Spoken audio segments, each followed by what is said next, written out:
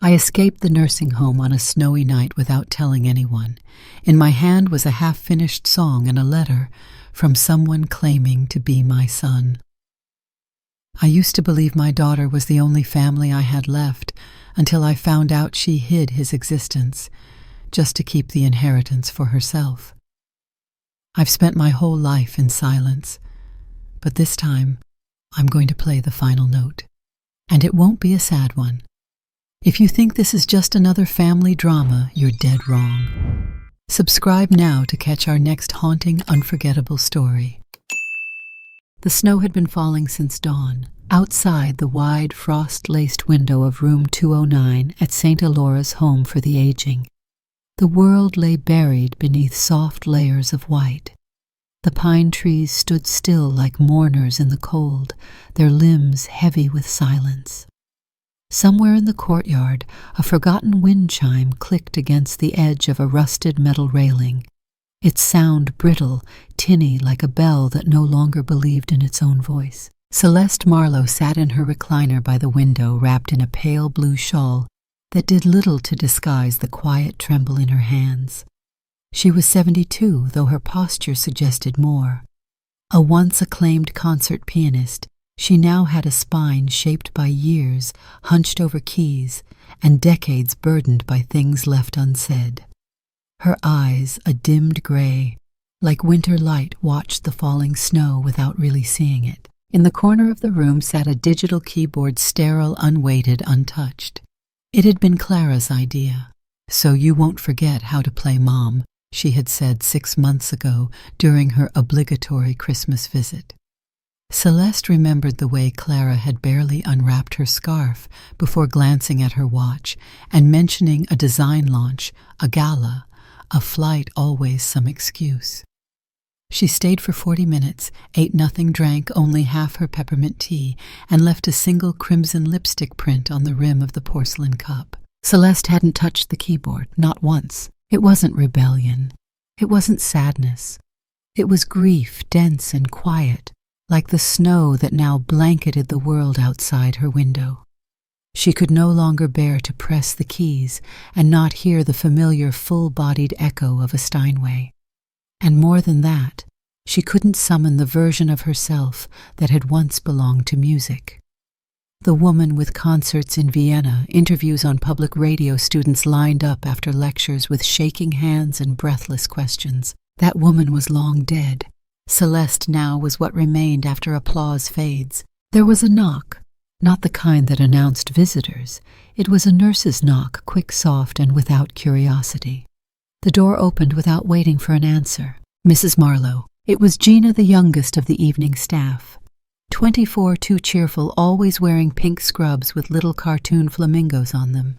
She held a small cardboard parcel in her hands, the kind of package that looked like it had traveled a long way without being expected. "This came for you at the front desk. There's no return address, just your name. I already checked it, no ticking, no suspicious weight." She laughed at her own joke and placed it on the side table. Celeste didn't turn. "Thank you, Gina. Do you want me to open it for you?" "No." The door closed again with a whisper. Celeste stared at the box for a moment before shifting in her chair. Her knees protested with a sharp jolt as she leaned forward. It was wrapped in brown paper, sealed with twine, and weighed more than it should have. She dragged it into her lap. Her name was written in black ink on the paper in careful cursive, Celeste Marlowe. She hadn't seen her own name written in someone else's hand in years. It startled her. She untied the string with deliberate slowness, like peeling back layers of memory. Inside was an envelope, ivory-colored, slightly yellowed. Beneath it, a stack of handwritten sheet music, well-thumbed, dog-eared at the corners. The top page was smudged with graphite, as if the writer had changed his mind repeatedly. The title on the music was Unfinished 4. And then nothing. Celeste opened the envelope. Inside was a letter. She recognized the handwriting immediately, not because she had seen it before, but because it felt eerily familiar. It was tight, neat, musical somehow, each loop and stroke balanced, as if written by someone who measured time in rhythm instead of seconds. She unfolded it and read, "Dear Celeste, I suppose you never expected to hear from me. I wouldn't blame you if you didn't remember the man I came from, but I've always known about you. Or rather, I've always wondered if you ever knew about me. My name is Nathan. I'm 50 years old, and I believe you're my mother. I wasn't supposed to find out. The adoption papers were sealed. The nuns at St. Joseph's swore they burned everything. But music has a way of remembering what people want to forget. I started playing piano at 6. No one taught me. I heard Chopin once on the radio, and within 2 weeks I was playing it by ear. When I asked where it came from, my adoptive mother said, "Maybe your real mother was a musician." That sentence changed everything. For 20 years I searched. Hospitals, adoption centers, archives. I followed whispers, and one day I found a clue, a redacted name, a birth date, a piano competition in 1971 with a young woman who disappeared right after winning. Celeste. Do you know why I know how to play piano? Because of you. I'm staying in Halton Ridge until December 15th, room 7 at the Lakeside Inn. If this reaches you and you want to talk about anything, I'll be there. I just want to know the truth. Nathan. The silence in the room deepened. Even the snow outside seemed to pause, waiting. Celeste didn't breathe. Her eyes scanned the letter again, trying to force comprehension where her heart refused it. A heat rose to her chest, then crawled up her throat. Her hand went to her mouth as if trying to push it all back down, but it was too late. A dam had cracked, and the truth came flooding. She remembered it all, not in words but in ache. She had been 22, a rising star, the youngest soloist invited to play in Salzburg that year. Her world had been a blur of sheet music and hotel rooms, fingers calloused and heart drunk on the promise of greatness. Then came him Andrew, a philosophy graduate with disheveled curls and a jazz man's soul. He'd followed her after a recital quoting Rilke and talking about Chopin's rubato like it was a secret code. It was fast, desperate, foolish, beautiful. She hadn't even realized she was pregnant until the second missed period in Paris. Her mother, Evelyn Marlowe, sharp as polished silver, had found the clinic, paid the doctor, told Celeste she had 2 choices: get rid of it or give it away. You're not ruining your career for a mistake. Celeste had fought for 3 weeks, and then she stopped. She never held the baby, never named him. He was taken away before she was even allowed to leave the recovery room. They gave her morphine in silence. That silence had followed her for 5 decades. Now here it was written in ink, speaking to her through snow and decades and forgotten music. Nathan, 50 years old, a man made of memory and piano keys. Celeste pressed the paper to her chest and cried. Not the soft weeping of television widows, not the polite tears of women who still care about what their mascara will look like. These were the guttural sobs of someone who had believed herself buried and was now being exhumed bone by bone. When she finally looked up, her hands were trembling. She reached for the sheet music and studied the top page. It was written in a familiar key, D minor. The lines were unfinished, uncertain. But the melody was unmistakably hers. She could see the phrasing, the arpeggios she favored, the hesitant way it climbed, then fell as if someone had been trying to remember her by ear. A son trying to know a mother through notes. Celeste rose on shaking legs and crossed the room to the digital keyboard. She sat down for the first time in months. Her fingers hovered over the keys. Her breath came shallow. Then slowly, painfully, she pressed the first chord. D minor, simple, unadorned. She played through the first few bars, then stopped. The keyboard was sterile flat, a plastic imitation of what she had once known. But for now it would have to do. She needed to hear what he had written. She needed to feel what he had felt. As the music unfolded beneath her fingers, something strange happened. Her back straightened, her hands steadied, her breath slowed, and her eyes, long dulled, began to glimmer. Because in that room, in the middle of a snowstorm with a silent piano and an unfinished song, Celeste Marlowe was not a retired woman in a beige room. She was a mother, and somewhere out there in the winter her son was waiting. Celeste didn't sleep that night. She tried. She lay beneath the woolen blanket, staring at the popcorn ceiling of room 209, the letter from Nathan folded neatly on the nightstand. Outside, the snow had grown heavier, the wind scraping against the old brick like a restless spirit. Every time she closed her eyes, memories came not gently, but like waves that dragged her under. Not memories of Nathan, not yet, but of the one who had given her Nathan in the first place, Andrew. She had met him at a master class in Boston. He was older by 3 years, a literature graduate student with unruly brown curls and ink-stained fingers. He had asked her a question about Debussy's use of silence in Clair de Lune, and by the end of their coffee break, she was already letting him walk her home. It had been quick, passionate, stupid. And yet, it was the first thing in her life that had ever felt like hers, until her mother found out. Evelyn Marlowe had always spoken with finality. Her words carried the weight of bank vaults and closed church doors. When Celeste confessed, Evelyn didn't scream. She didn't cry. She simply sat down, folded her hands in her lap, and said, "We will take care of this," quietly. It wasn't a suggestion. Andrew was gone by the following week. Celeste never knew how her mother managed it. A scholarship revoked a letter from his department citing misconduct, and apartment suddenly emptied. When Celeste went to his building, the landlord told her he'd left a note that simply read, "Forgive me. I wasn't strong enough." She never saw him again. 2 months later, the nausea came, the sleepless nights, the dread that clung to her skin. Evelyn handled everything. Clinic visits under pseudonyms, a Catholic-run maternity center in Connecticut far from the concert halls and conservatories of New York. Celeste had no voice in the matter. She was told the baby would be given to a family who couldn't have children. It would be better that way, cleaner, safer. And when it was over, she could return to her music untainted. "I'm protecting your future," her mother had said. But when she signed the form, her hand shook so violently the pen broke. She never saw the child. Not his face, not his fingers, nothing. She was sedated shortly after the birth. When she woke, she was alone in a hospital bed with a sore body and an emptiness that didn't go away.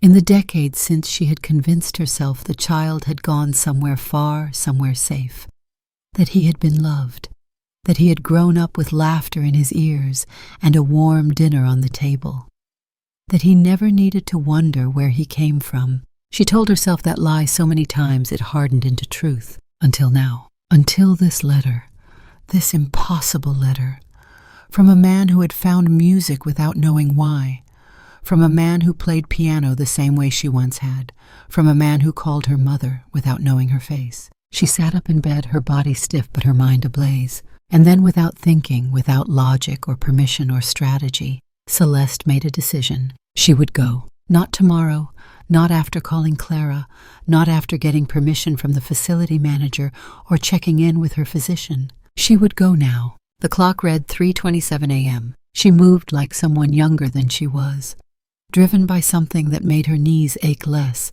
and her spine straighten more.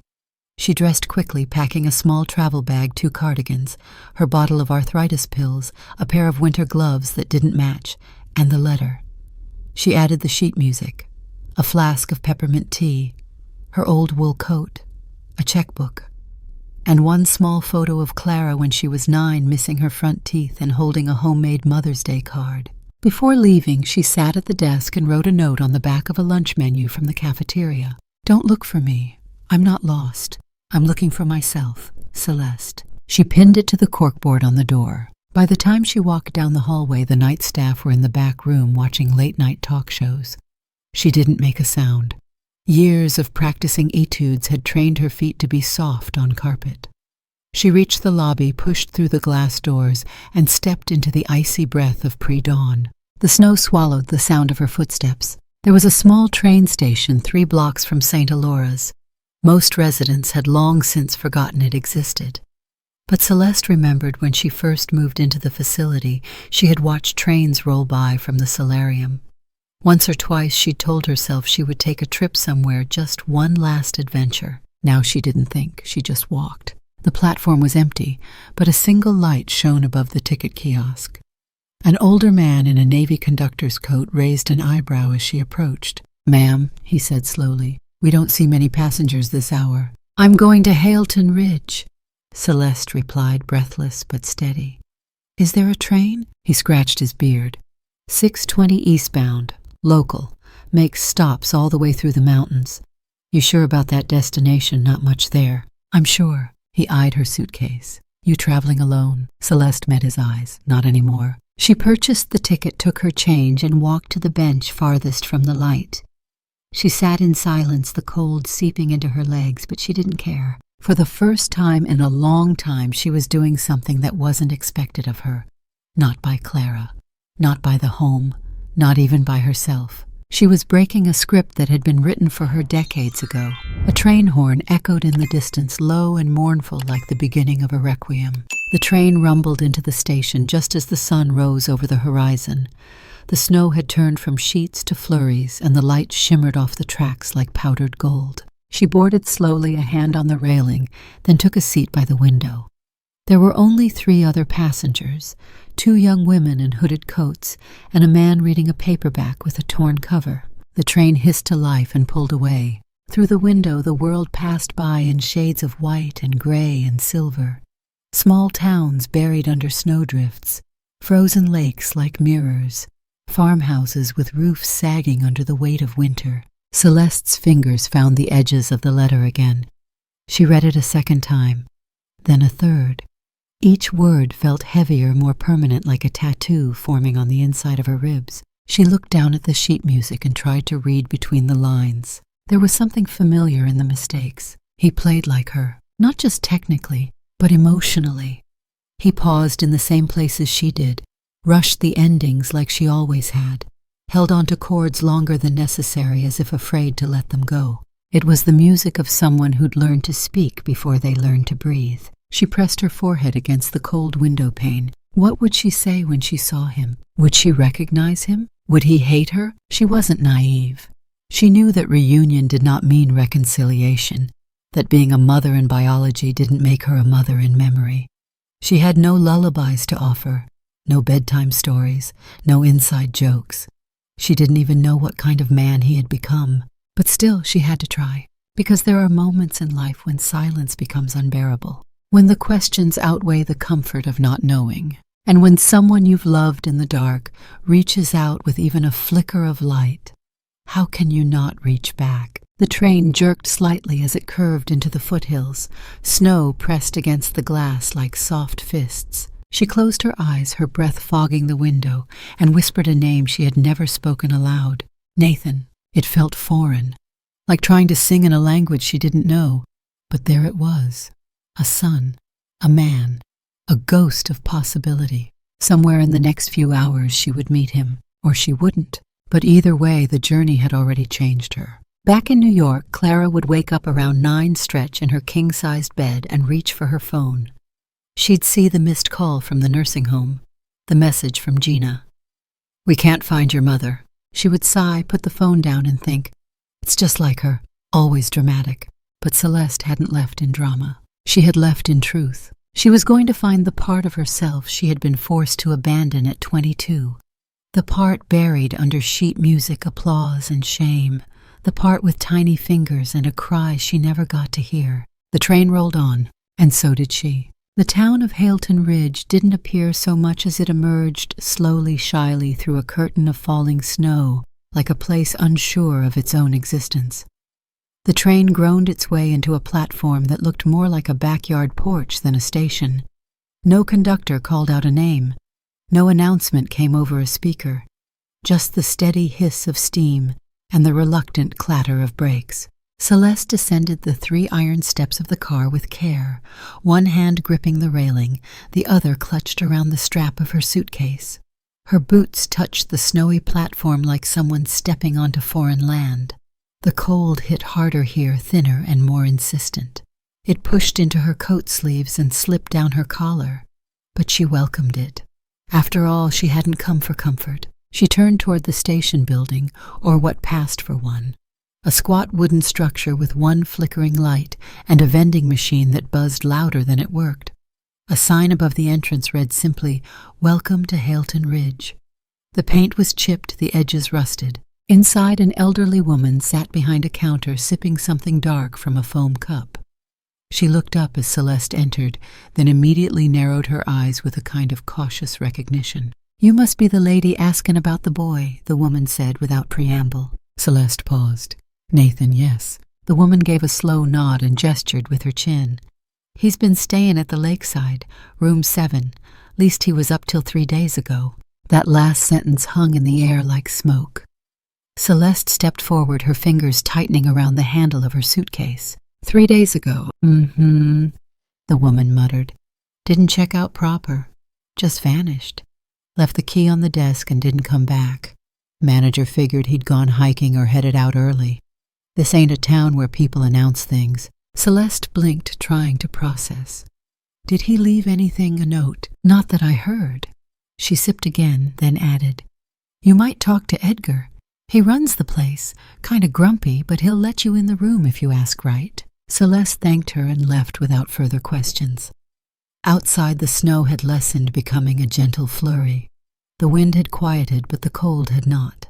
The town smelled of pine and wood smoke, with that faint bite of something metallic like iron or old sorrow. The Lakeside Inn sat 2 streets over, just beyond a shuttered grocery store and a post office that looked condemned.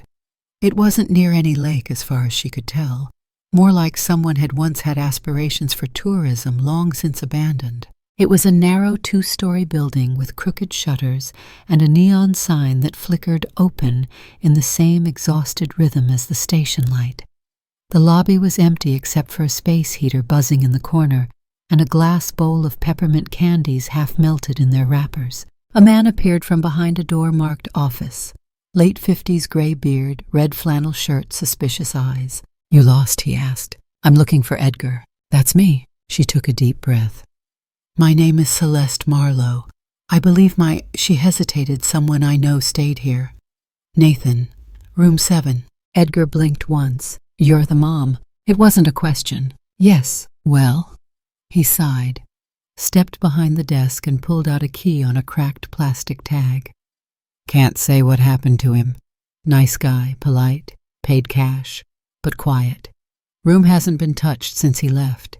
You want to see it? I'll take you up." They ascended a narrow wooden staircase. The carpet runner was threadbare. One of the sconces buzzed like a trapped insect. Edgar opened the door to room 7 and stepped aside. Celeste entered slowly. The first thing she noticed was the smell, faint, almost imperceptible, like old cedar and pencil shavings. The room was neat.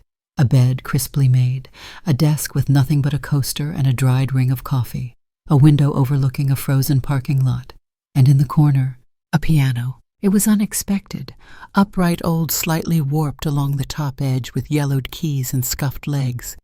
Not something you'd find in a motel room, not unless someone had asked for it.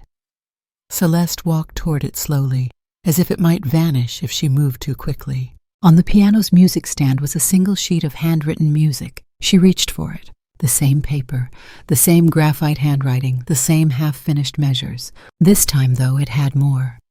Nathan had added to it. Scribbles, notes in the margins, bars that repeated motifs she hadn't seen before. Still incomplete, still searching. Celeste turned to Edgar. Did anyone hear him play? He shrugged. Now and then. Real soft. Not like the kind who wants attention. More like, I don't know, like he was trying to remember something. Celeste nodded. That sounds about right. He lingered for a moment, then gestured toward the door. I'll leave you be. Lock it when you leave, just drop the key in the box. When he was gone, the room felt different. Quieter. She sat at the piano, the old bench creaking beneath her. Her fingers hovered over the keys. The wood was colder than she expected, as if holding the memory of someone else's hands. She placed the sheet music on the stand, smoothed its corners, and took a breath. Then gently she began to play. The opening chords came like footsteps down a hallway, measured, hesitant. Then the melody rose, a simple motif, haunting in its lack of resolution. She followed the notes as written, her fingers moving over the bars Nathan had left behind. Each measure felt like a question, each silence a plea. She reached the last measure, the one he hadn't finished. There was only a rest, a single quarter note marked with hesitation. She sat in that silence for a long time. Then slowly she lifted her hands and played a chord that wasn't written but should have been. D major, the parallel of the key he had chosen, hope rising from sadness. It completed the phrase. It didn't answer the question. but it honored it. Tears welled in her eyes, and then the memories came not of Andrew, not of Nathan as a baby, but of herself, younger, braver, sitting in a conservatory practice room at midnight playing to no one, laughing at a missed note, repeating a phrase just to feel it, falling in love with the sound of something unfinished. She looked around the room, the bed, the coat still hanging on the back of the chair, the ceramic mug with a lipstick stain on the rim. No, that couldn't be. She leaned closer. It was pencil, a smudge from someone holding the cup while writing. He had been here very recently. She walked to the desk and opened the drawer. Inside, a crumpled napkin with music notations, a receipt from a local diner dated 3 days ago, and a tiny cassette tape labeled in blue ink for her. Cassette, no player in sight. Celeste tucked it into her coat pocket. She stood in the center of the room for a moment longer, breathing it all in the ghost of her son's presence, the fragments of his music, the weight of what had been lost. Then quietly she walked back to the piano, pressed one final key, and whispered into the stillness, "I found you." And the silence for once didn't feel empty. It felt like a beginning. The next morning came with a sky the color of pewter, and a wind that moaned through the cracks of the lakeside inn like a warning. Celeste had barely slept. Her body felt heavy, but her mind moved with sharp clarity, as though it had been rewired during the night. Nathan had vanished, not by whim, not quietly. There were too many details that didn't sit right. He'd left behind music unfinished, a coat still hung on the chair, a half-used coffee mug. No one truly leaves in the middle of something they love. And the cassette labeled for her sat in her coat pocket, burning with meaning. She had to find out what had happened to him. Downstairs, Edgar was restocking the coffee machine. He looked up as Celeste descended the stairs, bundled in her scarf and coat. "You're heading somewhere?" he asked, not unkindly. "I need to ask around about Nathan," she said. "You mentioned he kept to himself, but surely he must have spoken to someone." Edgar scratched his beard. He did some volunteer work down at St. Elias Church, that old place on Bartlett Street with the red door. Helped hand out food. Fixed the choir piano too, I think. St. Elias, Celeste repeated. "How do I get there?" Edgar looked at her for a moment, as if deciding how much to tell. Then he scribbled directions on a piece of notepad paper and handed it over. "You sure you're up for all this? Hailton Ridge don't always give back what it takes." Celeste pocketed the paper. "I didn't come here for what's easy." Outside, the air was sharp and unkind. The snow had turned into sleet, tapping against her coat like 1,000 whispered doubts. But she walked, past shuttered shops and narrow alleyways, past telephone poles leaning like tired sentinels. The town had the feel of a place once loved, now abandoned by time. St. Elias stood near the edge of the ridge, tucked beside a frozen creek. Its red-painted doors were faded, its steeple slightly crooked, and the stained-glass windows bore long cracks like veins. Still a light burned inside. She stepped in the wooden door, groaning behind her. The warmth hit her like a wave. Old radiators, incense, and dust. A few people knelt in the pews, murmuring prayers. At the front, a man in his 70s straightened hymnals, humming softly to himself. Celeste approached, heart thudding harder than the wind outside. "Father," she said gently. The man turned. His skin was dark and weathered, his hair snow-white and tied neatly at the nape. His eyes, a deep mahogany, studied her with patience rather than suspicion. "Yes, my name is Celeste Marlowe. I believe you knew a man who volunteered here. Nathan." Recognition flickered across his face. "Yes," he said slowly. "Nathan, tall fellow, quiet but kind, had music in his bones." Celeste felt a wave of emotion rise in her throat. "He's my son. I only recently learned of his existence. I came to see him, but he's gone, left the inn without a word." The priest nodded solemnly and motioned for her to sit in the front pew. He took a seat beside her. "He was searching," the priest said, "for something or someone. He never said much, but when he did, he spoke like a man who'd been chasing shadows his whole life." Celeste nodded, her hands twisting in her lap. "He was looking for me. He told me," the priest said gently. "Told me he thought he'd finally found you, that he'd written a letter. Said he hoped the silence was finally ending." Tears blurred her vision, but she kept them back. I played his music, she whispered. It felt like breathing next to my own. The priest smiled softly. Then he found you, even if only in sound. She turned to him. Do you know what happened? Did he say anything about leaving? The priest's smile faded. 3 days ago, he said he came in late, seemed unsettled, distracted. I asked if he was all right, and he said he was close, so close to putting the puzzle together. He had this battered suitcase with him, said it held everything. Celeste stiffened. Suitcase. The priest nodded. Brown leather, scuffed, heavy as guilt. He set it by the choir piano and stayed long after everyone else had gone. I offered him tea, but he declined, just sat there staring at the music stand like it held a confession. Celeste's chest tightened. And then he left, around midnight. Said he had an early meeting with someone. Didn't say who. I haven't seen him since. Did anyone come looking for him? The priest hesitated. There was a man, he said finally. Showed up the next afternoon. Said he was a friend of Nathan's. Seemed off. Too many questions, not enough listening. Kept asking about files, adoption records, legal documents. I told him I didn't know anything. What did he look like? She asked, pulse racing. Mid-40s, pale, expensive coat, the kind of smile that never reaches the eyes. Celeste swallowed hard. Did Nathan mention anyone by name? Someone he suspected. The priest shook his head. No names, just them. Said he thought they were watching. Celeste felt cold ripple through her despite the heat. Do you think he was paranoid? The priest didn't answer right away. Instead, he folded his hands in front of him and said, Sometimes when you spend too long uncovering secrets, the shadows start to stare back. Celeste looked down at the worn floorboards. He was onto something. I know it. Then you need to be careful, he said. Because whatever he found, someone else didn't want it found. They sat in silence for a while, the stained glass windows casting fractured light on the altar. Finally the priest stood. Come with me, he said. He led her to a small side room where the choir practiced. There against the back wall stood a dented old piano with a missing E-flat. The priest opened the bench and pulled out a folder wrapped in twine. He left this, he said.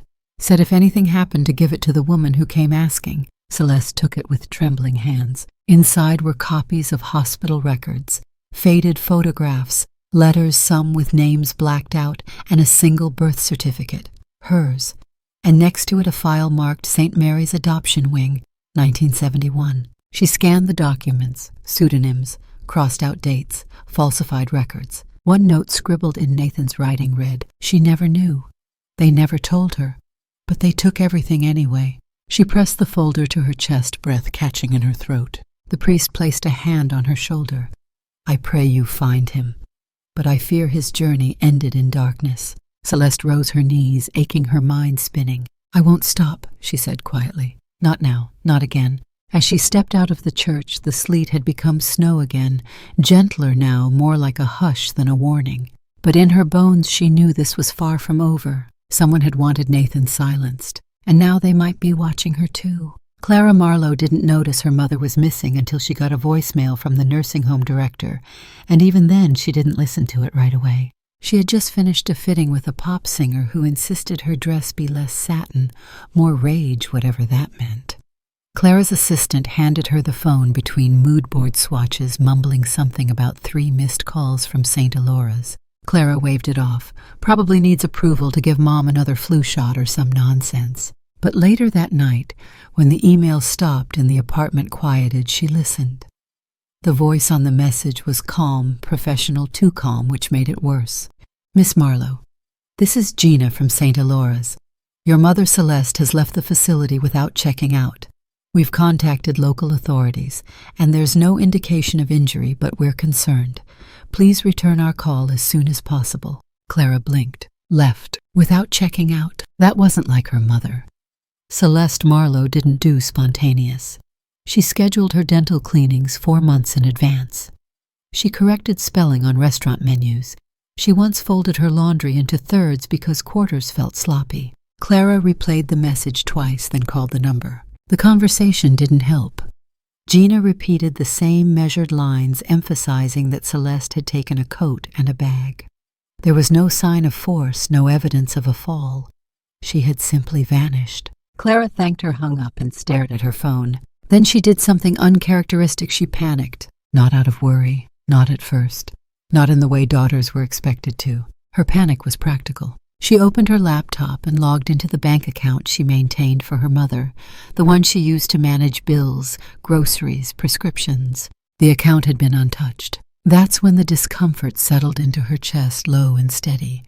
Not fear for her mother's safety, but a different kind of fear. The kind that came when you realized someone had made a move and not told you. She spent the next 30 minutes calling local hospitals. Nothing. She debated calling the police, then thought better of it. She didn't want to start some dramatic scene. Celeste was probably sulking at a library or hiding at a bed and breakfast trying to make some passive-aggressive point about independence. So she poured herself a glass of wine, pulled out her mother's file folder from the bottom drawer, and began scanning documents. Medical forms, insurance policies. That old trust deed from her grandfather's estate. Clara didn't understand most of it except that Celeste had never touched it. Then her phone rang again. Blocked number. She hesitated, then answered. Clara Marlowe speaking. A man's voice, dry and clipped.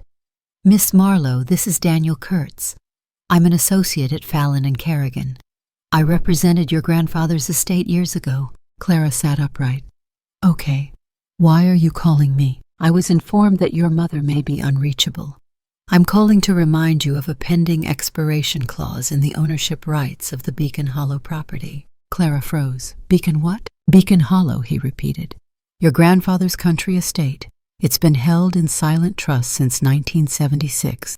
As per his will, if Celeste Marlowe fails to respond before the 50-year holding mark ownership reverts to the state. What? You weren't aware? No, she said sharply. He cleared his throat. I have the paperwork on file. If you'd like, I can send over the original inheritance terms. But the essential fact remains the property and any mineral rights associated with it belong to your mother until February of this coming year. After that, they're forfeit.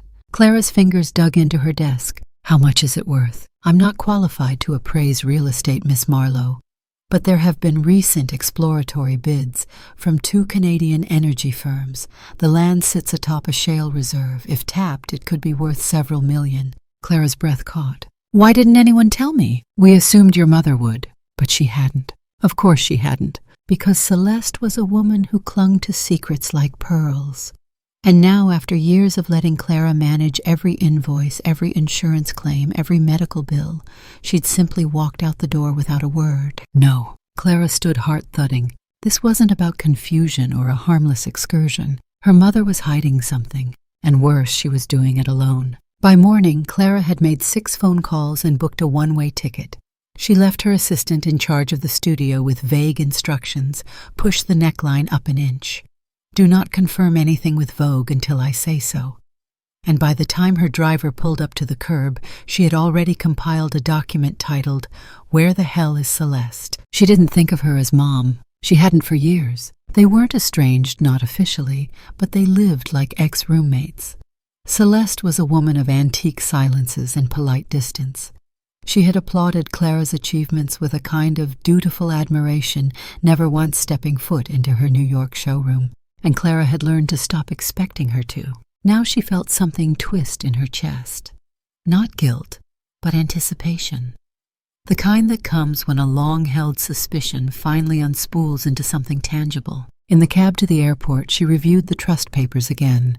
There was a clause, paragraph 16, line 4, that referenced secondary heirs. The line was scribbled out in ink, but the erasure intrigued her. She opened her email and began composing a message to Daniel Kurtz. Subject clause 16, secondary heirs. Can you clarify the redacted section? Was it ever restored, CM? She hit send just as the cab pulled into departures. By the time the plane lifted off the tarmac, Clara Marlowe had made a decision. She wasn't just looking for her mother anymore. She was looking for answers. And if those answers included buried assets or secrets Celeste had kept locked away for decades, well, Clara had a right to them. Didn't she? After all, she was the daughter. The only daughter, or so she thought. The storm had thickened by the time Celeste made her way back to the lakeside inn. Snow pushed sideways against her as if trying to herd her in another direction.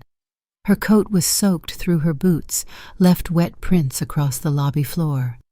Edgar barely looked up from the front desk, but he nodded once as she passed a small act of acknowledgement that said more than words. Celeste returned to room 7, but she didn't sit at the piano this time. She moved differently now, with purpose. Her hands no longer trembled with uncertainty. Something had shifted inside her.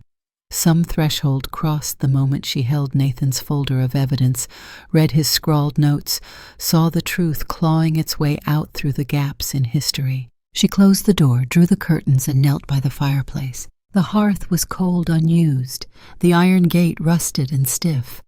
But there was something about it, an odd discoloration on the brick at the back, like someone had brushed soot aside too recently. She reached in her sleeves, smearing ash on her arms, and pressed gently on one of the bricks. It gave way. A small, deliberate click echoed in the still room. She pulled the brick loose and reached inside. A wooden box wedged into the hollow. Her breath caught. It wasn't locked. No markings.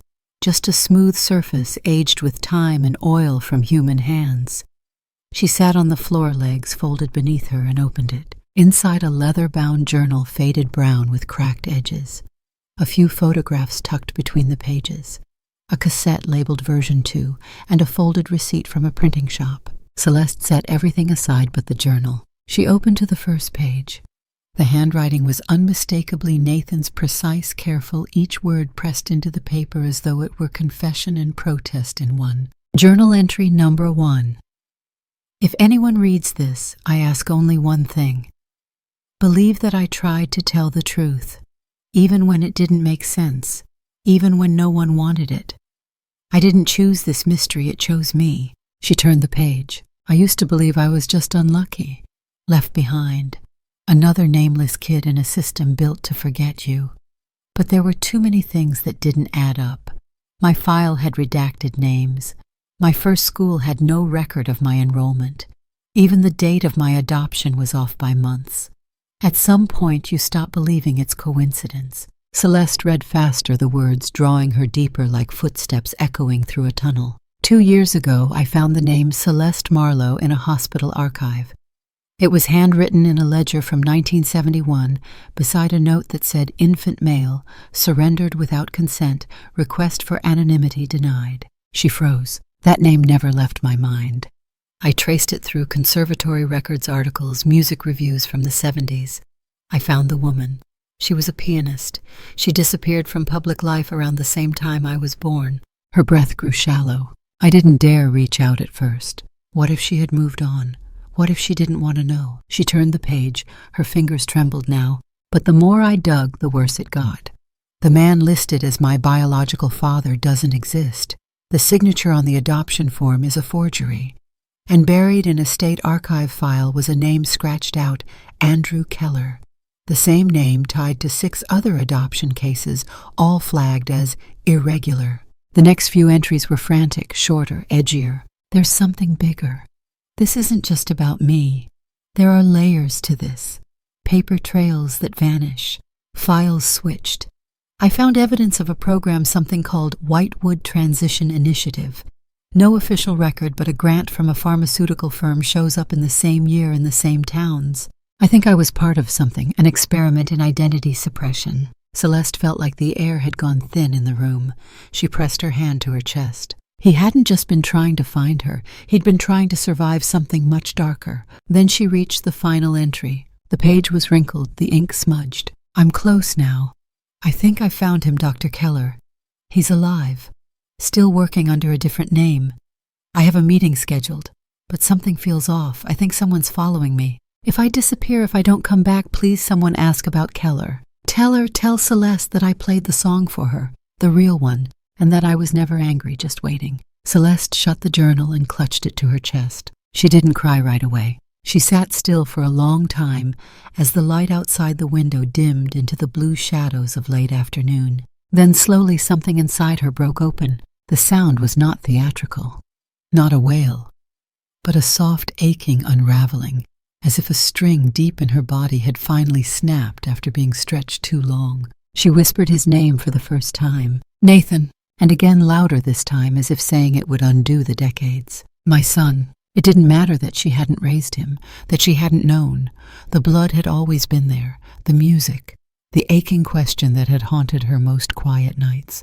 Now it had a name. She cradled the journal like a lifeline. She was no longer searching out of guilt or curiosity. She was searching for her child. And if someone had hurt him, God help them. The drive to the outskirts of Fairbrook took nearly 3 hours. Snow beat the windshield like angry fingers, and the heater in the borrowed car wheezed, barely keeping the cold at bay. Celeste gripped the steering wheel with both hands, every nerve taut. On the passenger seat, Nathan's journal lay open, the last page dog-eared, his warning about Keller etched in her thoughts like a countdown. She had called the number scribbled beside his name old disconnected. But a contact at St. Elias Church, a retired social worker who remembered Keller from the Whitewood days, gave her an address. "Don't know if he'll talk," the woman had said. "Last I heard, he went quiet after that scandal at Briar Hill Orphanage." Celeste hadn't asked more. She'd packed her coat tighter and driven through the storm. Now she pulled up in front of a house that looked more like a forgotten relic than a residence. The porch sagged, the shutters hung crooked, but smoke curled from the chimney, and a yellow porch light glowed dimly beneath layers of snow. She rang the bell. A minute passed, then 2. When the door finally creaked open, a tall, thin man stood in the frame, wrapped in a cardigan too big for his frame. His hair was silver and wild beard thin and patchy. He squinted at her through thick glasses. "Yes, I'm looking for Dr. Andrew Keller." Celeste said, her voice firmer than she felt. "You found him," he said flatly. "I need to talk to you," she said. "It's about a young man named Nathan." The name made him flinch almost imperceptibly, but Celeste caught it. She held up the journal. "He mentioned you." Keller looked at her a moment longer, then stepped aside. "Come in." The inside of the house smelled like old books and camphor. Stacks of files lined the hallway like silent judges. A kettle hissed somewhere in the distance. They sat in a study that looked like it had been sealed in time. Leather chairs with cracked arms, dust motes spinning through shafts of dim lamplight, and a grandfather clock that ticked as though measuring something more fragile than time. "I haven't spoken that name in years," Keller said, lowering himself slowly into the chair. "Nathan. So he found me after all." Celeste nodded. "He believed you held answers about his past." Keller gave a dry, humorless laugh. He wasn't wrong. Celeste placed the journal on the coffee table, open to the entry with Keller's name. He thought he was part of something unethical, something hidden. Keller looked down at the page but didn't touch it. His hands were folded tightly, the knuckles white. "There are things I shouldn't say," he muttered. "Even now, especially now." "I'm not here as a lawyer," Celeste said. "I'm his mother." That made him look up. "What?" "I didn't know I had a son. Not until 3 weeks ago. I was told he died at birth, that there were complications. It was a lie. He found me, and now he's missing." Keller's face aged 5 years in that moment. He leaned back, exhaled through his nose, and said, "I warned them. God help me, I warned them all." "Warned who?" "The administrators at Briar Hill, the board at Whitewood, even the damn sponsors from Cordalis Foundation. But they didn't care. It was all about numbers, placements, compliance rates. They had quotas for how many children needed to be transitioned out of institutional care every quarter, so they cut corners. They made arrangements. Celeste felt the world tilt. What kind of arrangements? Keller didn't answer immediately. He stood slowly, walked to a filing cabinet, and opened a bottom drawer. From it he removed a sealed folder yellowed with age corners curled. He returned and laid it on the table like a reluctant offering. "I kept this, against orders. It's the only copy left." Celeste opened it. Inside were intake forms, photocopied ID cards, a list of case numbers, and one sheet circled in red. Subject: male infant, born June 3, 1971, no given name. Maternal origin: Marlowe Celeste, 17, unmarried. Disposition: pending reassignment. Adoptive intake: Donald and Elise Brentwood, Syracuse. Note: original BC destroyed per policy revision. Her breath caught. They gave him away. They erased him, Keller said bitterly. They needed a healthy infant for a high-value donor couple. Your child matched the blood type and you were considered disqualified, unmarried, no legal advocate. You'd signed a generic medical waiver during intake. They used it to justify permanent surrender. Celeste's hand shook, but he had no real birth certificate. Keller nodded. He figured it out.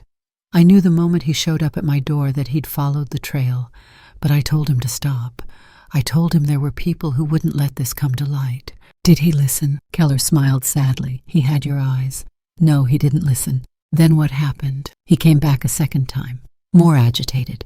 Said someone had broken into his motel room, that his files were missing. He believed someone was trying to scare him off, but he didn't scare easy. Celeste felt her pulse quicken.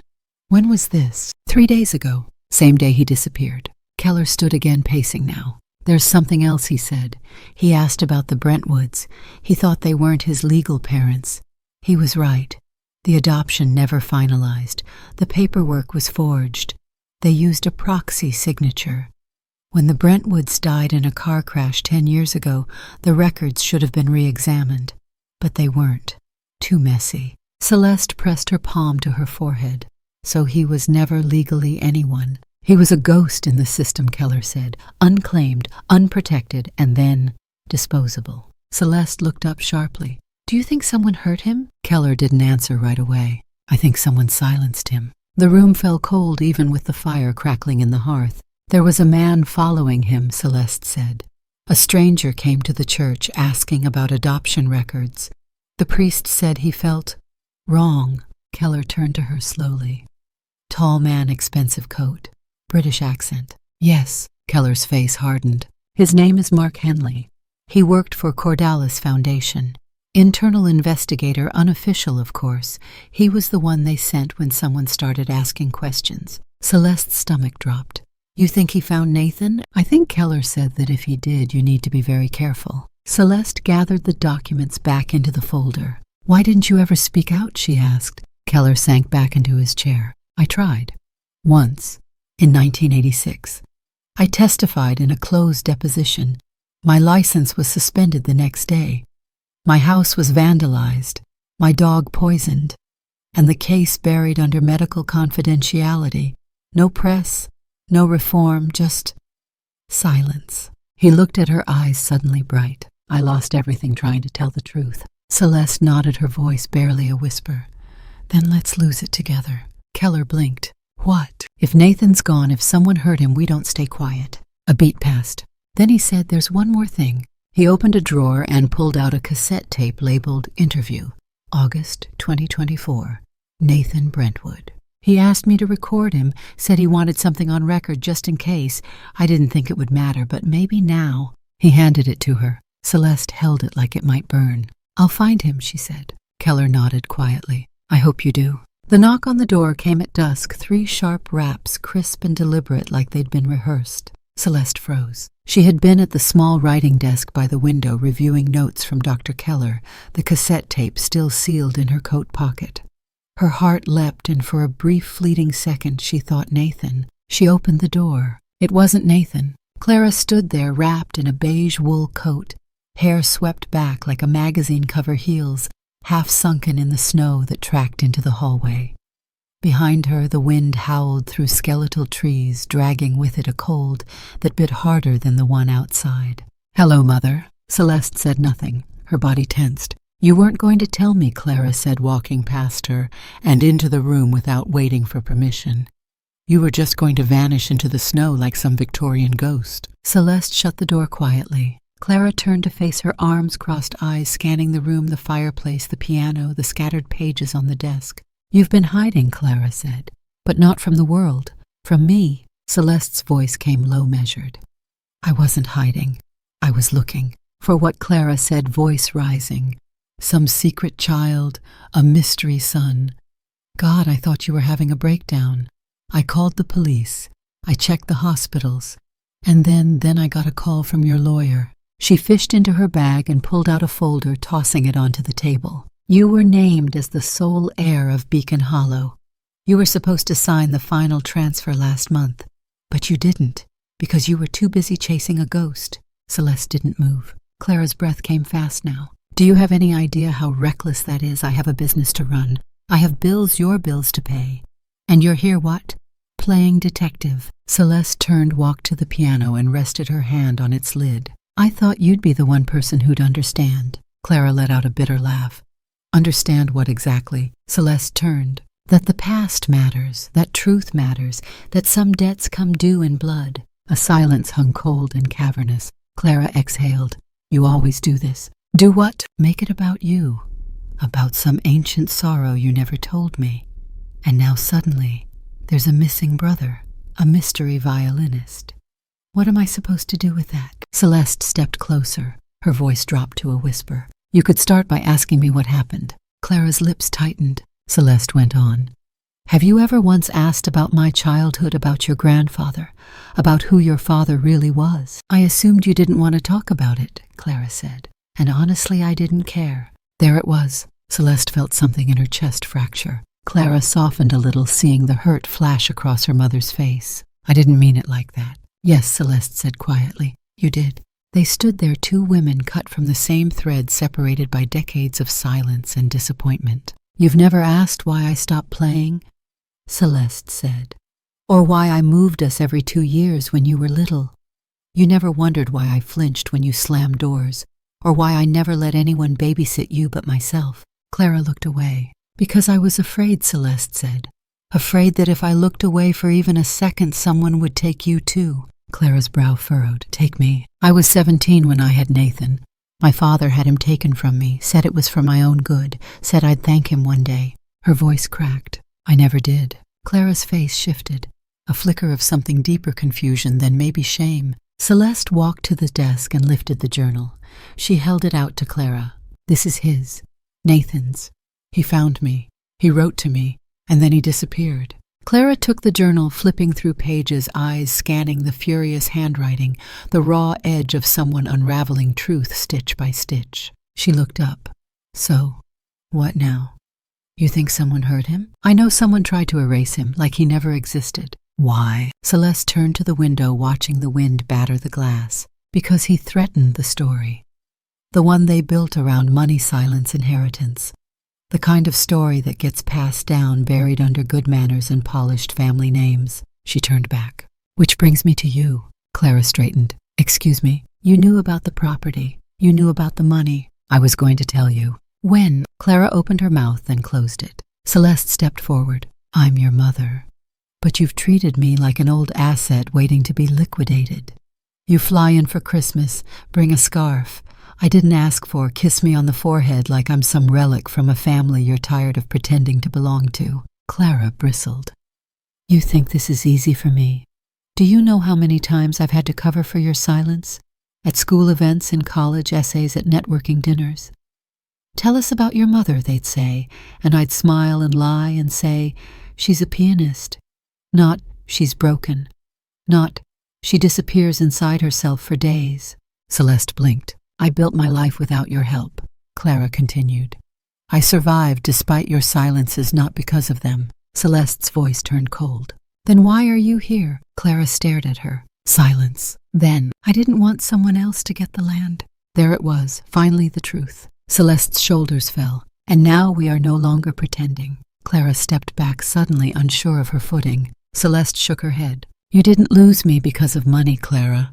You never had me because of love. The words landed like glass shattering on tile. Clara turned her face away, but her lip trembled. I came here to save you, she whispered. No, Celeste said.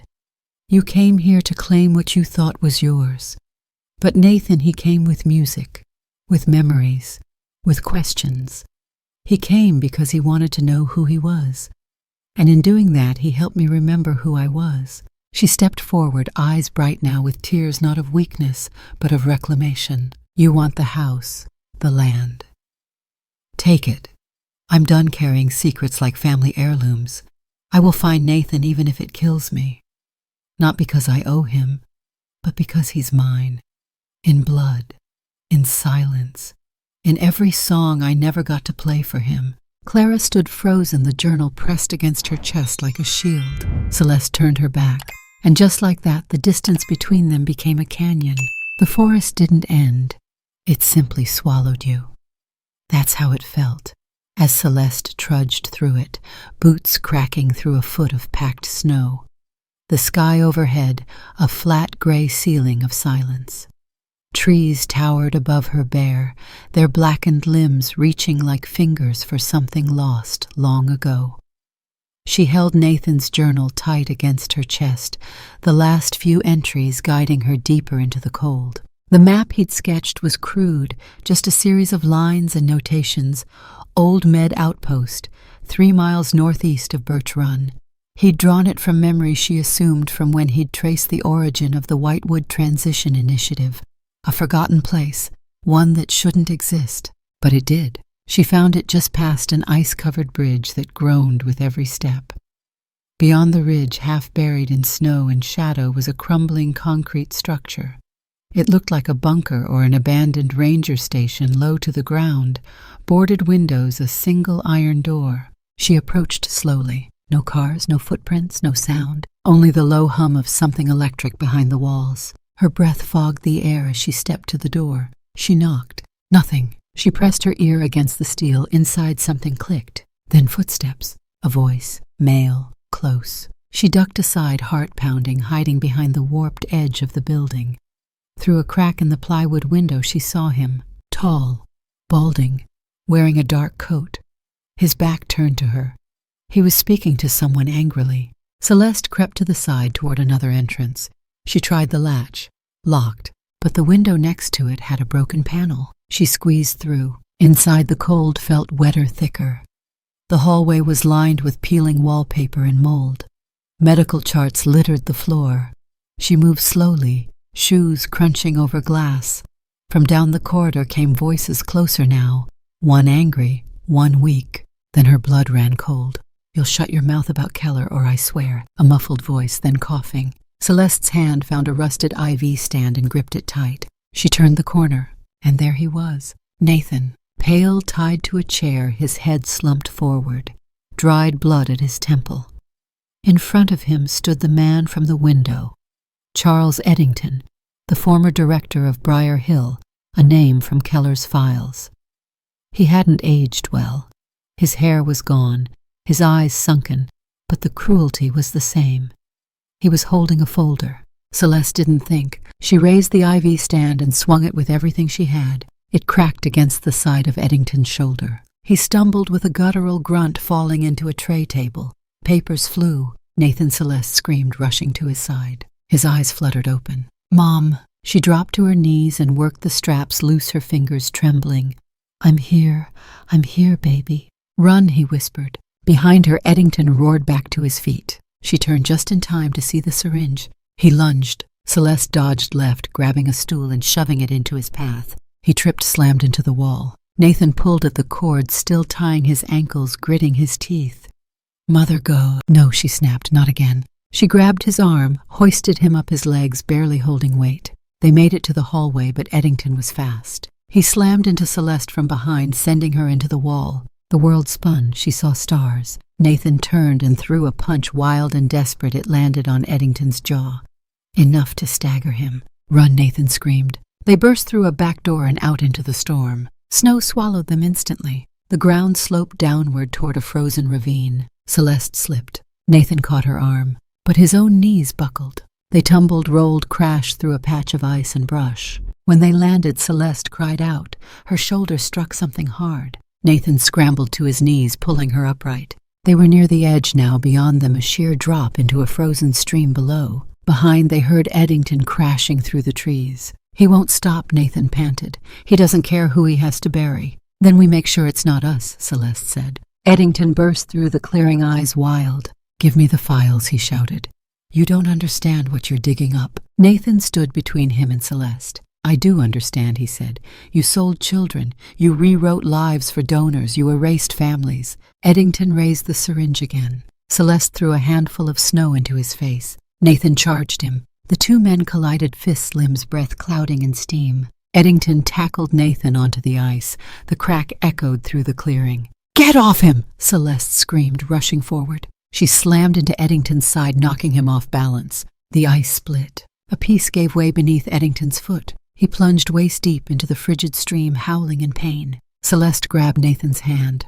"We go," she said, "now." They scrambled up the slope, slipping, clutching at frozen roots. At the top they collapsed into the snow. For a moment there was only silence, wind heartbeats, the rustle of trees. Then Nathan turned to her, his breath ragged. "You came." Celeste cupped his face, tears spilling. "I'm sorry it took so long." He rested his forehead against hers. "You made it." She nodded. "I had to." They sat there holding each other in the snow as the sirens of approaching patrol cars howled in the distance, called unknown to them by Clara. For the first time in decades, mother and son were no longer separated by silence or shadow, only breath and warmth and the truth. The morning after the rescue broke over the forest like a confession. The sun, pale and reluctant, filtered through thinning clouds. Police tape flapped in the wind around the perimeter of the old outpost. Now a crime scene swarmed by local law enforcement, and federal investigators summoned after the first whispered words: identity fraud, unlawful detention, black market adoption records. Inside a heated temporary trailer set up for questioning, Celeste sat beside Nathan. Her hand rested gently on his knee as he answered questions from a weary but attentive detective with a gray coat and a sharper mind. Nathan spoke clearly, deliberately. His name was Charles Eddington, former director of Briar Hill Orphanage. He falsified documents, adoption records. He told parents their babies died. He sold identities to rich families who wanted children but didn't want the legal process. I was one of those children. The detective scribbled furiously, then nodded toward the folder in Nathan's lap. "And this is everything you found." Nathan handed it over. Celeste spoke next, voice low but resolute. "He held my son against his will. I witnessed it. He attempted to drug him, to silence him. And you, ma'am?" She met the detective's eyes. "I'm the mother, who never got to be one." It was enough. 3 hours later, Charles Eddington was charged with multiple federal crimes, including identity trafficking, kidnapping, unlawful detainment, and falsification of records. The authorities uncovered hidden documents in the basement of the outpost, proof of decades of manipulation, all funded quietly by a benevolence foundation linked to a powerful New York family. In a separate office, Clara sat in her own interview, not as a victim, but as a subject of financial misconduct. "Your mother was listed as the primary heir to the Beacon Hollow estate," the officer said, tapping the papers. "Yet you attempted to sell portions of the land under your name. That's fraud, Ms. Marlowe."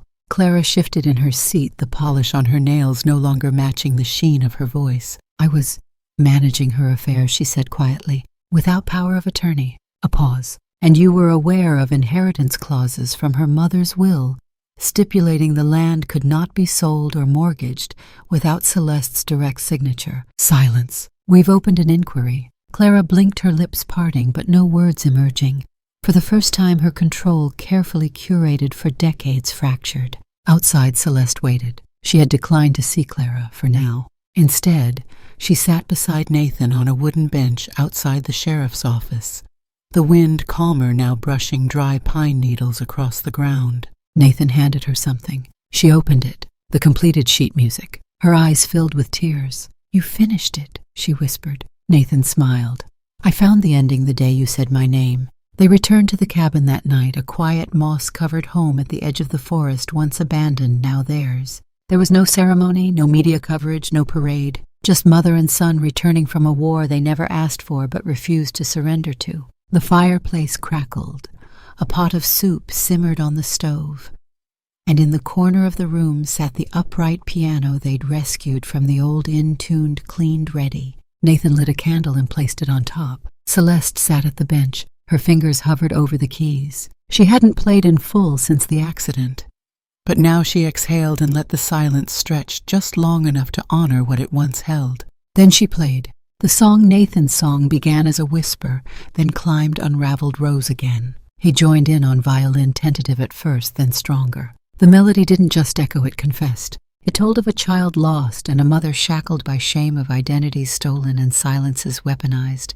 It wept, then healed. By the time the final note faded, tears were streaming down Celeste's cheeks. And Nathan, who had grown up waiting for a face he didn't know, leaned over and whispered, "You gave me my name." She placed her hand over his. "You gave me back my heart." They sat in the quiet firelight flickering across old photographs pinned to the mantel.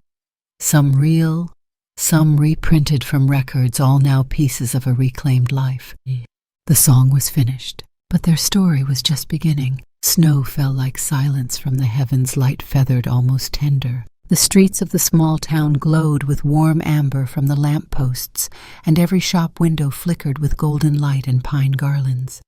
Children in coats with red scarves ran past the town hall, their laughter echoing across cobblestone streets, still slick with the memory of December snow. Inside the community theater, an old building with velvet chairs and creaky floors, a small stage had been dressed in modest elegance. A single grand piano stood beneath the spotlight, and rows of townsfolk, most in knit sweaters and flannel, filled the seats. It wasn't a large concert, it wasn't a gala, it was simply an invitation.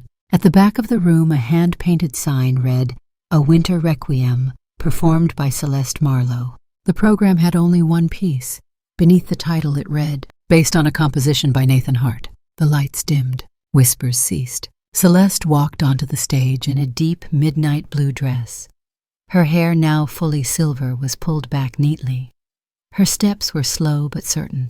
Every inch of her carried a story, but tonight she was only music. She sat at the piano, took a breath, and began. The melody began in a minor key, soft, halting, hesitant. The first few notes echoed like footsteps on snow. Then it opened, modulating slowly, then blooming into something both grieving and luminous. The music told the story of years lost, of names erased, of a mother who never stopped being one, even when the world told her she wasn't. Each note felt like frost melting off glass. From the shadows in the back row, Clara sat with her coat still on. Her eyes were fixed on the stage. She hadn't spoken to her mother since the investigation closed. She had sent one letter, never received a reply. She came tonight not for closure, but because something in her would not let her stay away. She clutched the program so tightly the paper crinkled in her hand. She didn't recognize the piece being played, but her tears betrayed her understanding. She knew this was the sound of her mother without shame. On stage, the piece moved toward its center, a bridge Nathan had written and Celeste had reinterpreted. It danced, it staggered, it reached, and then gently descended. Nathan entered from stage left during the second movement. He carried a violin, and when he played the first note, the room exhaled. No introduction, no announcement, just two melodies meeting after decades apart. One born from absence, the other born from return. They played as if tethered not just by sheet music, but by memory and blood. Clara's tears spilled freely now. She didn't approach, didn't interrupt. She simply watched, hands trembling in her lap. In that moment, watching them under the lights, she finally understood something no inheritance had ever taught her. Family was not a contract. It was a chord, a harmony waiting for courage to complete it. And tonight her mother had found that courage. The final note approached, slower, more fragile, descending, like the very first snow of the season. Celeste lingered on it, then played it. Silence followed, not of confusion but reverence. She looked to her right. Nathan stood just beside her bow-lowered violin, still in hand. He smiled, and in that smile Celeste saw not just her son, but his father long ago on a balcony in Paris, fingers stained with ink and dreams. The boy she had loved, the boy she was forced to forget. The eyes were the same. For the first time in her life, Celeste did not look away from the past. She bowed her head slowly, hands resting on the keys, and the audience, stunned and silent, stood as one. No applause yet, just standing, as if to say, "We saw it, we heard it, we remember with you." Later that evening, after the room had cleared and the stage had emptied, Nathan packed the violin carefully into its case. Celeste remained at the piano. "I didn't think I'd still have the strength," she said softly. Nathan smiled. "You didn't need strength, you needed truth." She looked up at him. "And you?" "I needed a name." They sat together in the quiet. Outside, Clara stood in the snow, watching the glow from the windows.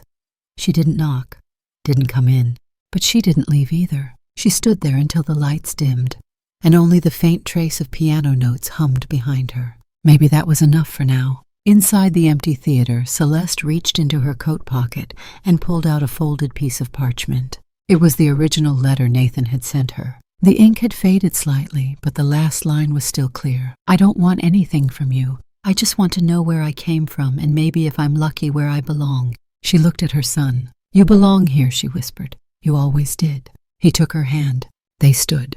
They walked through the snow together, slow, deliberate steps, not away from winter, but into it. And as they disappeared down the street, hand in hand, the snow fell again, soft, quiet, and without apology. Celeste Marlowe, once a woman trapped by silence and shame, had walked through a lifetime of winter. But now at last, she carried spring in her steps,